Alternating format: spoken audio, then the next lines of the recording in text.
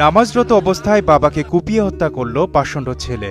স্থানীয়রা জানান, mobile phone ব্যবহার করতে নিষেধ করায় বাবার উপর ক্ষিপ্ত হয়ে এমন ন্যাক্কারজনক কাণ্ড ঘটান নিহতের একমাত্র ছেলে মাদ্রাসা পড়ুয়া রিফাত। মোবাইলটা কেড়ে নিয়েছে, নেওয়ার কারণে সে নামাজ পড়ছিল মাগরিবের, এই সময় ছেলে পেছপ্রান্তে বোঝালি এবং দাদি কুপাইছে।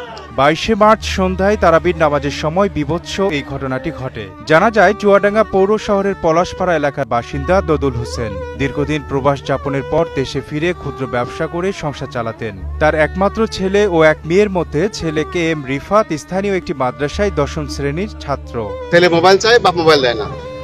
পরবর্তীতে মোবাইলটা কেড়ে নিয়েছে, নেওয়ার পরে আজকের ঘটনা, পরবর্তীতে বাবা নামাজ পড়তে বসছে আর পিছন থেকে ভোজারে ঢুকে দিয়েছে পেটে।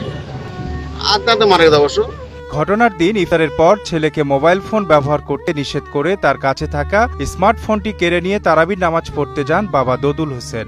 এরই জের ধরে রাত 8:45টার দিকে তারাবিতে নামাজরত অবস্থায় বাবা দদুল হোসেনকে পিছন থেকে ছুরিকাঘাত করে তারই একমাত্র ছেলে রিফাত। পরবর্তীতে স্থানীয়দের সহায়তায় মুমূর্ষু অবস্থায় দদুলকে চুয়াডাঙ্গা সদর হাসপাতালে নেওয়ার পথেই মৃত্যুর কোলে ঢলে পড়েন দদুল। চিকিৎসকেরা জানান, ছুরিকাঘাতের ফলে অতিরিক্ত রক্তক্ষরণেই মৃত্যু হয় তার। ঘটনার পরপরই অভিযুক্ত ছেলে রিফাতকে গ্রেপ্তার করা হয়েছে বলে জানান চুয়াডাঙ্গা সদর থানার ওসি খালেদুর রহমান। ছেলেটা তার বাবা রিন্টু যিনি খুন হন, উনি তার ছেলেকে মোবাইল আসক্তি থেকে করার জন্য তাকে নিষেধ করে, কিন্তু ছেলেটা ক্রেজি হয়ে তার বাবাকে ছুরিয়াঘাত করে।